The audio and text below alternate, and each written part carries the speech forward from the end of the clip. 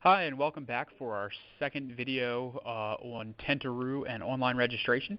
In this video, we are going to focus on updating your unit rosters in Tentaroo so that you have all of your roster information in and saved and can use it time and time again. So to start out, go to tentaroo.com/PA-Dutch to get to the login screen. And then you're going to want to log in following the directions from our previous video. So I'm going to go ahead and log in, again using a test account. So now that I'm logged in, I'm back to the home page. This time we're going to go through the how to update your roster information. Again, if you need help, our phone number is right up here, the top right. Call and ask for either Mike or Leslie, and we'd be glad to help you out. So we are going to go through and show you how to update your unit roster. Okay. So I'm going to click on unit roster. Okay.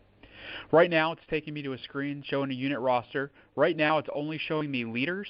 And the reason it's only showing me leaders is because the event that I have selected, Venture Advisor Training, is only open to leaders. So I'm going to switch that to an event that allows youth and adults, so we can see both. So I'm going to click, I'm going to pick the CR Klondike as an example. Okay, it takes me back home, but I'm going to go ahead and click on roster again.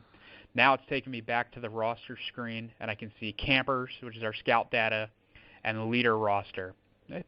Currently, we did not upload unit rosters into Tentaroo to start with because of the 2015 recharter season and rosters changing. What we recommend is over time, as you need to add additional leaders in youth, to add them as you need them for different events or things so that they are in there. So we're going to go ahead and start with how to add a camper as a scout into the system. So you click on new camper. It will pull up the new camper information enter. So I'm going to come up with a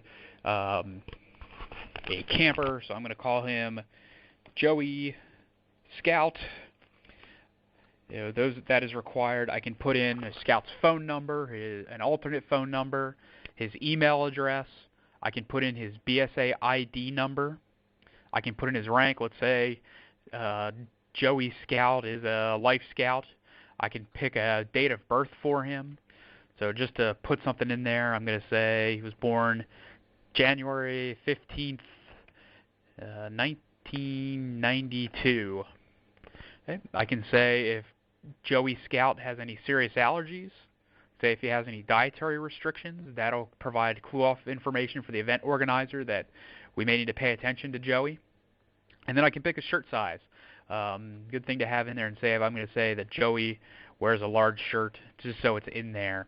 Again, this is information that'll just be saved in the system. It may not apply to every event, but it'll be in there and saved. So once I've updated his camper information, anytime you change something, you always have to make sure you go down and hit save, and it will add him to the roster. So let's hit save, and now Joey is over here and added to the unit roster.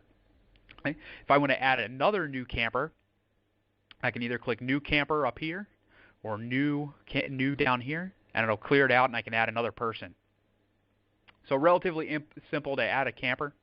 Leaders work the same way. I'm going to click on new leader, and now it's switched it to a leader field. And a little bit more information for them. But let's say I'm going to add a leader. I'm going to add Joey and Johnny Scout's father. Let's call him Tim Scout. Okay. I can put in what other, wrong position. Put the last name over there. I can put him in.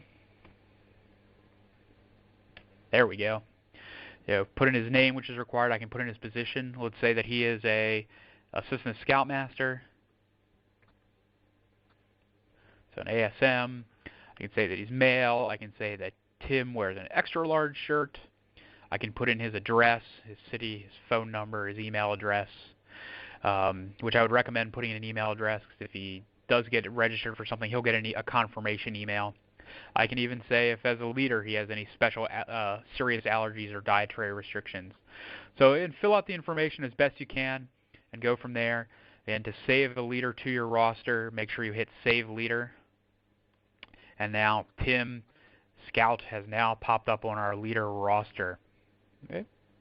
So we've shown you how to enter a new camper and a new leader. What happens if we need to delete somebody? They're no longer in the unit, or they're not involved at all. So I'm going to take Tim back out, and I'll show you how to do that. So first I'm going to click on Tim, and it pulls up his information.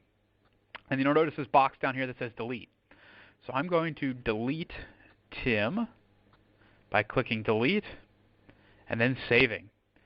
You'll notice when I do that his name now gets shaded and becomes in italics. That means that he's deleted. If I refresh the page and go back to my roster, you'll notice that Tim is now missing from my leader roster. He's been deleted. One nice thing, however, is that he's actually still in there. He doesn't show up, but he is still in the system. So what happens if he comes back? I can click Display Deleted, and now he's back. So I click on his name again. I can undelete him by going back to his information, unchecking Delete, and hitting Save, and now he's back. Simple as that. So adding and deleting leaders is a pretty simple process. Again, add people as you need to, and you can build up your roster so they're there for future events. Thanks. I'll catch you on our third video, which will be how to register for an event.